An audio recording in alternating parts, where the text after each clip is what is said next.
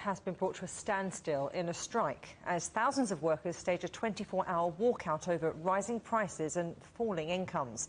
Labour unions, representing 2.5 million public and private sector workers, called for a protest outside Parliament in Athens. Unions are demanding a 13% minimum wage rise to combat poverty and cope with energy price hikes. Our correspondent Evangelo Tsipsas is in Athens. Evangelo, Greeks still remember the crippling debt crisis. What can we expect from this strike?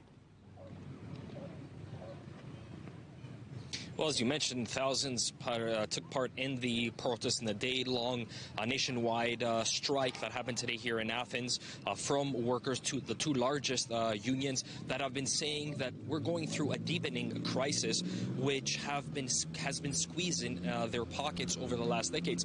Now, Greece emerged from the decade-long financial crisis in 2018 only to be hit by the COVID-19 pandemic, which brought its largest industry, which is tourism, to a standstill. And now we have the soaring energy prices from the sanctions against Russia for the war in Ukraine that has put a further strain in workers' pockets. I spoke to a lot of them yesterday and during the protest, and what they told me was that their life is becoming unaffordable. When not working, Konstantinos Iordanidis helps around the house.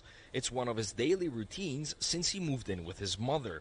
He gets paid just over 1,000 euros per month, almost double the national average wage. But after living alone for almost 10 years, the high cost of energy, food and rent meant he had to make a change. I've been thinking of moving out again on my own, but I just can't. I was getting paid more a few years ago. Actually, it's the same. It's just that now everything has increased. I used to get paid close to 1,200 euros, but rent, food and energy all increased. It's difficult. For example, in Greece, 700 to 750 euros is considered a high salary. The national average is around 550 euros per month. With that money, you literally can't do anything. How can you live alone when the lowest rent in Athens is 300 euros? Businesses and households continue to face a massive wave of price increases, with the government struggling to reel them in.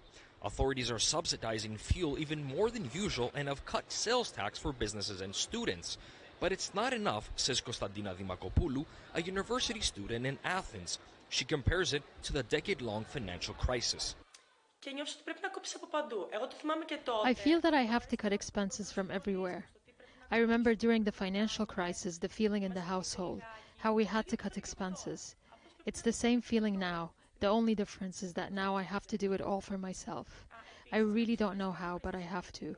Sometimes I do jobs here and there just to earn 40 euros, enough to relieve my family from expenses. Those 40 euros help. The surge in consumer prices was driven by the price of electricity, fuel, and especially gasoline. It has been the highest in 40 years. Here in Greece, electricity increased over 70%, with natural gas being over 78%, forcing Mitsotakis' governments to intervene. We are announcing measures for the most vulnerable, but also the middle class. We have thought it through and will be subsidizing an additional $2 billion with the hope to bring some relief to 3.2 million vulnerable citizens, but also households that make less than $32,000 a year. The measures apply to anyone who needs them. We also plan to boost with a grant those with low salaries and with low pensions. Over 40% of Greece's energy comes from natural gas imports, making it particularly vulnerable to price hikes. The country is still paying debts dating from the 2008 financial crisis, so high inflation is one of the main obstacles to economic recovery. The Conservative government here in Greece has increased the minimum wage in January by 2%, taking the minimum wage monthly to 663 euros. Mitsotakis' government pledged that he will increase that starting May. But people here in Greece from the unions and workers are saying that those measures are just not enough, as they need at least a 13% increase to have a normal European life. Evangelo Tsipsas.